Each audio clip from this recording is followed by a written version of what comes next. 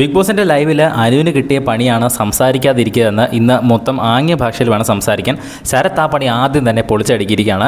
അനുവിൻ്റെ അടുത്തേക്ക് ചെന്നിട്ട് അനുവിൻ്റെ പാവ തട്ടിപ്പറിക്കാൻ നോക്കി. തട്ടിപ്പറിക്കാൻ പറ്റിയില്ല. എങ്കിൽ പോലും അനു പോടാന്നോ അങ്ങനെ എന്തോ ഒരു വാക്ക് പറഞ്ഞു. അപ്പോൾ തന്നെ ശരത്ത് പറഞ്ഞു ഇവള് സംസാരിച്ചു ഇവള് ടാസ്കിൽ നിന്ന് ഔട്ടായി, ഇവള് സംസാരിച്ചു എന്ന് എല്ലാവരുടെ അടുത്ത് ചെന്ന് പറയുന്നുണ്ട്. അനു ഒന്നും മൈൻഡ് ചെയ്യുന്നില്ല. അനു അതൊക്കെ ഒന്ന് ചിരിച്ച് തള്ളി വിടുന്നുണ്ട്. പക്ഷേ ഇനിയാണ് ശരത്തും എല്ലാവരും കൂടെ വൻപൻ പ്ലാൻ ചെയ്ത് ശരിക്കും ആ പാവ തട്ടിയെടുക്കാൻ നോക്കുന്നത്. അവസാനം തട്ടിപ്പറിച്ച് എറിയുന്നുമുണ്ട്. നമ്മളൊരു പ്രൊമോയ്ക്കകത്ത് കണ്ടിരുന്നു അനുവിൻ്റെ കയ്യിൽ നിന്ന് ആ പാവ തട്ടിപ്പറിച്ച് എറിഞ്ഞു കളയുന്നത്.